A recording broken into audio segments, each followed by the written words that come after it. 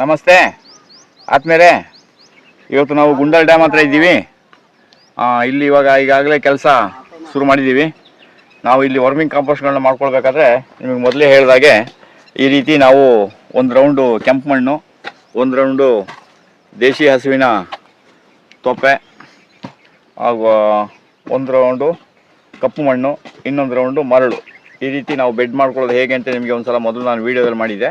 ಹೀಗೆ ನಿಮಗೆ ಏನಂದರೆ ಒಂದು 4 ಅಡಿ ಅಗಲದಲ್ಲಿ ಮಾಡ್ಕೊಳ್ಬೇಕು. ಒಂದು 4 ಅಡಿ ಅಗಲ ಮಾಡ್ಕೊಳ್ಬೇಕು. ಉದ್ದ ನಿಮ್ಗೆ ಎಷ್ಟು ಅಗಲ ಬೇಕೋ ಅಷ್ಟು ಅಗಲ ಮಾಡ್ಕೊಳ್ಬೋದು. ಈ ರೀತಿ ಕೆಂಪು ಮಣ್ಣನ್ನು ತಂದು ಈಗೆಲ್ಲ ರೌಂಡಾಗಿ ಹಾಕೊಳ್ಬೇಕು. ಅದು ಒಂದು ನಿಮ್ಗೆ ಎಷ್ಟು ಅಂದರೆ ಒಂದು 3 ರಿಂದ 4 ಇಂಚ್ ಇದ್ದರೆ ಸಾಕು. 4 ಇಂಚ್ ಇದ್ದರೆ ಸಾಕು ಮಣ್ಣು.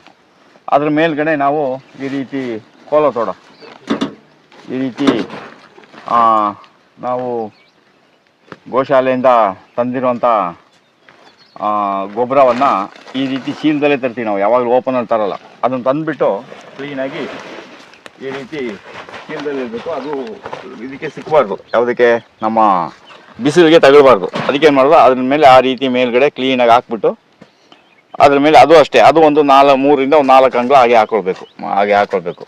ಚೀಲದಲ್ಲೇ ಇರಬೇಕು. ಇಲ್ಲಾಂದರೆ ನೀವು ಓಪನ್ ಗಾಡೀಲಿ ತಂದರೆ ಏನಾಗ್ತಂತ ಹೇಳಿದ್ರೆ ಅದು ಎಲ್ಲ ಆವಿ ಆಗ್ಬಿಡ್ತದೆ. ಗೊಬ್ಬರ ಯಾವಾಗಲೂ ಅಷ್ಟೇ, ಗೊಬ್ಬರವನ್ನು ಯಾವಾಗಲೂ ಬಿಸಿಲು ನೇರವಾಗಿ ಬೀಳ್ದಂಗೆ ನೋಡ್ಕೊಳ್ಬೇಕು. ಮತ್ತು ಅದಕ್ಕೆ ನೀರು ಬೀಳಬಾರ್ದು.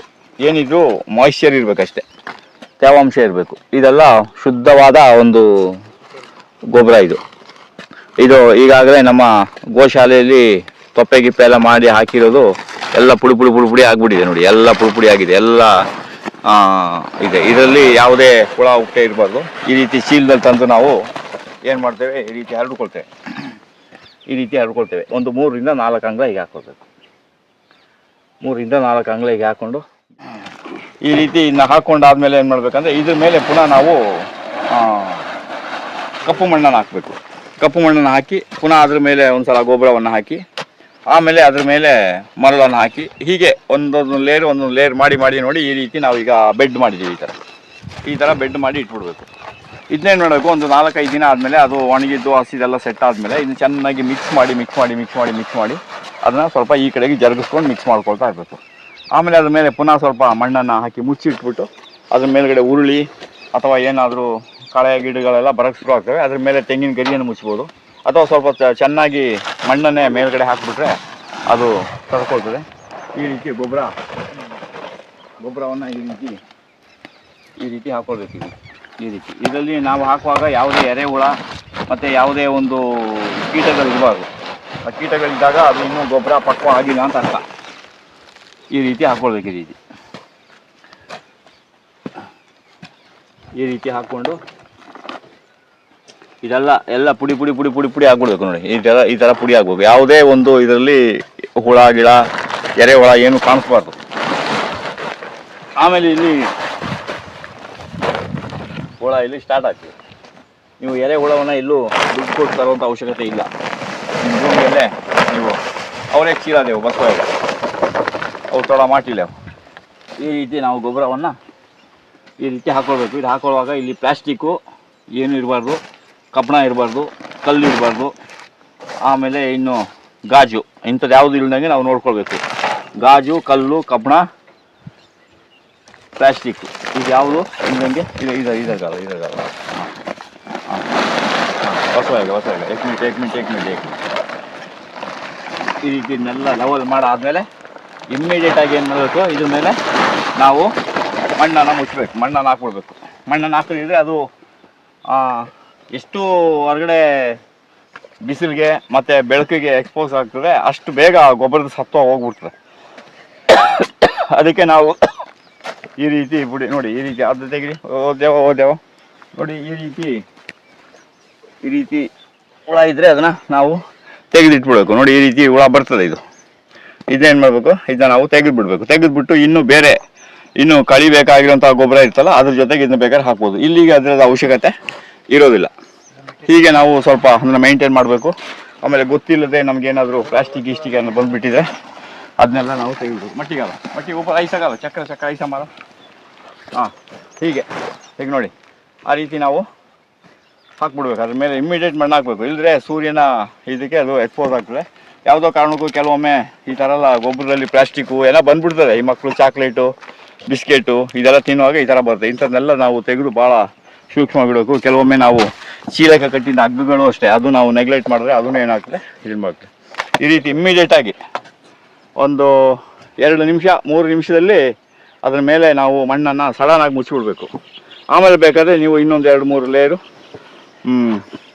ಗಳ ಇಮ್ಮಿಡಿಯೇಟಾಗಿ ಆಗಬೇಕು. ನಮ್ಮ ನಾರಾಯಣ ರೆಡ್ಡಿ ಅವರು ಗೊಬ್ಬರದ ಬಗ್ಗೆ ಭಾಳ ಚೆನ್ನಾಗಿ ಹೇಳೋರು. ನಮ್ಮ ರೈತರ ಪರಿಸ್ಥಿತಿನೂ ಹಾಗೆ. ಬಹುತೇಕ ನೀವು ಮಾಡಿರ್ತೀವಿ, ನಾವು ಮಾಡಿದ್ದೀವಿ. ನಾವು ಕೆಲವೊಮ್ಮೆ ತಪ್ಪು ತಿಳುವಳಿಕೆ ನಮಗೂ ಆಗಿದೆ. ಬಹುಶಃ ನೀವು ಏನಾದರೂ ಮಾಡಿದರೆ ಅದನ್ನು ನೆನಪಿಟ್ಕೊಳ್ಳಿ, ಆ ಥರ ಮಾಡೋಕ್ಕೆ ಹೋಗಬೇಡಿ. ನಾವೇನು ಮಾಡ್ತೀವಿ, ದನದ ಗೊಬ್ಬರವನ್ನು ರೋಡ್ ಸೈಡಲ್ಲಿ ಪಕ್ಕದಲ್ಲಿ ಹಾಕ್ತಾ ಇರ್ತೀವಿ. ಅದ್ರ ಮೇಲೆ ಅದು ಬಿಸಿಲಿಗೆ ಆವಿ ಆಗ್ತಾ ಇರ್ತದೆ. ಅಲ್ಲಿ ಬಹುತೇಕ ಅದ್ರದ್ದು ಸತ್ವ ಹೋಗ್ಬಿಡ್ತದೆ. ಅದು ಆದರೂ ಏನು ಮಾಡ್ತಾರೆ, ಅದನ್ನು ಗೊಬ್ಬರ ಅಂದ್ಬಿಟ್ಟು ಎಲ್ಲರೂ ಮಾರ್ತಾರೆ ಮತ್ತು ಜಮೀನಿಗೂ ಹಾಕ್ತಾರೆ. ಜಮೀನಿಗೆ ಯಾವ ರೀತಿ ಹಾಕ್ತಾರೆ, ತಗೊಂಡೋಗೋದು, ಅದನ್ನ ತುಂಬ್ಕೊಂಡು ತಗೊಂಡೋಗಿ ಜಮೀನಿಗೆ ಸುರಿಯೋದು, ಗುಡ್ಡೆ ಹಾಕ್ತಾರೆ. ಗುಡ್ಡೆ ಹಾಕಿ ಆದಮೇಲೆ ಒಂದು 10-15 ದಿನ ಅಲ್ಲಿ ಚೆನ್ನಾಗಿ ಅದು ಒಣಗ್ತದೆ. ಕೇಳಿದ್ರೆ ಅದನ್ನ ಹರಡಕ್ಕೆ ಜನ ಸಿಕ್ಕಿಲ್ಲ ಅಂತ ಹೇಳ್ತೀವಿ. ಆ ಜನ ಸಿಕ್ಕಿಲ್ಲ ಅಂದಾಗ ಏನಾಗ್ತದೆ, ಅದು ಅಲ್ಲಿ ಹರಡಬೇಕಾದ್ರೆ ಅದಕ್ಕೊಂದು 10-15 ದಿನ ಆಗ್ತದೆ. ಇಲ್ಲಿ ಸತ್ವ ಒಂದು 50% ಹೋಗ್ಬಿಡ್ತದೆ. ಆಮೇಲೆ ತಗೊಂಡೋಗಿ ಅಲ್ಲಿ ಗುಡ್ಡೆ ಹಾಕಿದಾಗ ಜನ ಸಿಕ್ಕಿಲ್ಲ ಅಂತ ಹೇಳಿದಾಗ ಅದು ಆವಿ ಆಗ್ತಾ ಇರ್ತದೆ. ಆವಿ ಆದಮೇಲೆ ಅದನ್ನ ಜನ ಸಿಕ್ಕಿದ ಗಂಟ ಒಂದು 15 ದಿನ ಆಗ್ತದೆ. ಅದನ್ನು ತೆಗೆದು ಜನರ ಕೈಲೆಲ್ಲ ಹರಡಿಸಿ ಎಲ್ಲ ಆದಮೇಲೆ ಅರ್ಜೆಂಟಾಗಿ ಉಳಬೇಕು. ಅವಾಗ ಏನು ಮಾಡ್ತಾರೆ, ಉಳೋಕ್ಕೆ ಜನ ಸಿಕ್ಕಿಲ್ಲ ಅಂತ ಅಲ್ಲೊಂದು 15 ದಿನ ಒಣಗ್ತದೆ. ಅವಾಗ ಏನಾಗ್ತದೆ, ನೀವು ಒಂದು ಮಣ್ಣು ಹಾಕಿದಷ್ಟು ಪ್ರಯೋಜನಕ್ಕೆ ಬರಲ್ಲ ಗೊಬ್ಬರ. ಅದರಿಂದ ಗೊಬ್ಬರ ಹಾಕೋದಾದರೆ ಚೆನ್ನಾಗಿ ಯೋಚನೆ ಮಾಡಿ ಇಮ್ಮಿಡಿಯೇಟು ನೀವು ತಗೊಂಡೋಗ್ಬೇಕು. ಅದು ನಿಮ್ಮ ಜಮೀನು ತೊಗೊಂಡೋಗೋದಾದರೆ ಚೀಲದಲ್ಲೇ ತೊಗೊಂಡೋಗ್ಬೇಕು. ಚೀಲದಲ್ಲಿ ತೊಗೊಂಡೋಗ್ಬಿಟ್ಟು ಅದನ್ನು ಇಮ್ಮಿಡಿಯೇಟಾಗಿ ನಿಮ್ಮ ನೇರವಾಗಿ ಜಮೀನಿಗೆ ಚೆಲ್ಲದ್ರ ಹಿಂದ್ಗಡೆನೇ ರೋಟೋವೇಟರ್ ಹಾಕೊಂಡು ಹೋಗ್ಬಿಡ್ಬೇಕು, ಉತ್ತು ಬಿಡಬೇಕು. ಅವಾಗ ಏನಾಗ್ತದೆ, ಅದು ಮಣ್ಣಿಗೆ ಮಿಕ್ಸ್ ಆಗ್ತದೆ. ಇಲ್ಲದಿದ್ದರೆ ನೀವು ಆ ರೀತಿ ಜಮೀನಿಗೆಲ್ಲ ಪೂರ್ತಿ ಹಾಕಿ ಎಲ್ಲ ಕಷ್ಟಪಡೋದಕ್ಕಿಂತ ನಿಮ್ಮ ಭೂಮಿಯನ್ನು 1 ಎಕರೆಗೆ 40 kg ನವಧಾನ್ಯಗಳನ್ನ ಹಾಕಿ ಅದು 45 ದಿನ ಆದಮೇಲೆ 1-2 ಹೂವು ಬರೋಕ್ಕೆ ಶುರು ಆದಮೇಲೆ ರೋಟೋವೇಟರ್ ಹಾಕೋದು. ಆಮೇಲೆ ಪುನಃ ಅದನ್ನ ಇನ್ನೂ 2 ರೌಂಡ್ ಮಾಡೋದು. 90 ದಿನಕ್ಕೆ ನಿಮ್ಮ ಭೂಮಿ ಎಲ್ಲ ಶುದ್ಧ ಆಗೋಯ್ತು. ಆಮೇಲೆ ಏನು ಮಾಡಬೇಕು, ನಿಮ್ಮ ಭೂಮಿಗೆ ಗಿಡ ನೆಡೋಂಥ ಟೈಮ್ನಲ್ಲಿ ಆ ಗಿಡ ತಗೊಂಡು ಹೋಗಿದ್ದಂಥ ಪ್ಲಾಸ್ಟಿಕ್ ಕವರ್ ಎಷ್ಟಿದೆ ಅದಕ್ಕಿಂತ ಸ್ವಲ್ಪ ದೊಡ್ಡ ಸೈಜಾಗಿ ಗುಂಡಿ ತೆಗೆಯೋದು. ಗುಂಡಿ ತೆಗಿಲಿಕ್ಕೆ ನಿಮಗೆ ಬಿಟ್ಟಲ್ಲಿ 6 ಅಂಗ್ಲ 8 ಅಂಗ್ಲ 12 ಅಂಗ್ಲದ ಬಿಟ್ಟಿರ್ತದೆ. ಆ ಗಿಡ ಎಷ್ಟು ಸೈಜ್ ಇದೆ ಅದು ನೋಡಿಕೊಂಡು ಆ ರೀತಿಯ ಬಿಟ್ಟನ್ನು ಬಳಸಬೇಕು. ಆ ಬಿಟ್ಟನ್ನು ಬಳಸಾದ್ಮೇಲೆ ಆ ಗುಂಡಿಗೆ ನೀವು ಗಿಡವನ್ನು ಪ್ಲಾಸ್ಟಿಕ್ ಕವರ್ ತೆಗೆದು ಒಳಗಡೆ ಇಟ್ಬಿಟ್ಟು ಸುತ್ತ ಈ ರೀತಿ ಈಗ ನಾವು ರೆಡಿ ಮಾಡಿದ್ದೀವಲ್ಲ ಈ ವರ್ಮಿಂಗ್ ಕಾಂಪೋಸ್ಟ್ನ ಫುಲ್ ಹಾಕ್ಬಿಟ್ಟು ಅದ್ರ ಮೇಲೆ ಏನು ಮಾಡಬೇಕು, ಏರ್ ಬಬಲ್ ಬರೋಷ್ಟು ನೀರು ಹಾಕಬೇಕು. ನೀರು ಹಾಕಿದ್ಮೇಲೆ ಅದಕ್ಕೆ ಒಂದು 4 ಎಕ್ಕದೆಲೆನ ಈಸ್ಟು ವೆಸ್ಟು ಸೌತು ನಾರ್ತು ಪೂರ್ವ ಪಶ್ಚಿಮ ಉತ್ತರ ದಕ್ಷಿಣಕ್ಕೆ ಒಂದೊಂದು ಎಕ್ಕದೆಲೆನ ಹಾಕ್ಬಿಟ್ಟು ಅದ್ಮೇಲೆ ಪುನಃ ಸ್ವಲ್ಪ ವರ್ಮಿಂಗ್ ಕಾಂಪೋಸ್ಟ್ ಹಾಕಿ ಅಲ್ಲಿ ಉರುಳಿ ಹಾಕ್ಬಿಟ್ಟು ಅದ್ಮೇಲೆ ಸ್ವಲ್ಪ ಮಣ್ಣು ಹಾಕಿ ಬಿಟ್ಬಿಟ್ರೆ ಆ ಗಿಡಕ್ಕೆ ಇನ್ನು ಲೈಫ್ ಲಾಂಗ್ ಯಾವುದೇ ಗೊಬ್ಬರದ ಅವಶ್ಯಕತೆ ಇರೋದಿಲ್ಲ. ಈ ರೀತಿ ಪ್ರತಿ ಗಿಡವನ್ನು ನಾವು ನೆಟ್ಟಾಗ ಆ ಗಿಡ ಸಮೃದ್ಧಿಯಾಗಿ ಬೆಳೀತದೆ. ಅದಕ್ಕೆ ಮುಂದೆ ಇನ್ನು ನಾವು ಯಾವ ಗೊಬ್ಬರ ಹಾಕೋ ಅವಶ್ಯಕತೆ ಇರೋಲ್ಲ. ಯಾಕೆಂತಂದರೆ ನಾವು ಭೂಮಿಯನ್ನು ಒಂದು ಸಲ ಪ್ಲಾಂಟೇಷನ್ ಮಾಡಾದ್ಮೇಲೆ ಗಿಡಗಳು ನೆಟ್ಟಾದ್ಮೇಲೆ ಯಾವುದೇ ಉಳುಮೆ ಮಾಡೋದಿಲ್ಲ. ಕಳೆಯನ್ನು ನಾವು ಏನು ನಾಶ ಮಾಡೋದಿಲ್ಲ, ನಿಯಂತ್ರಣದಲ್ಲಿ ಇಡ್ತೀವಿ ಅಷ್ಟೇ. ಕಳೆಯನ್ನು ನಾವು ಯಾವಾಗಲೂ ನಾಶ ಮಾಡೋಕ್ಕೆ ಹೋಗಬಾರ್ದು, ನಿಯಂತ್ರಣದಲ್ಲಿ ಇಡಬೇಕು. ಒಂದು ಅರ್ಧ ಅಡಿಯಷ್ಟು ಕಳೆಯನ್ನು ಇಟ್ಕೊಂಡು ಬಿಟ್ಕೊಳ್ಬೇಕು.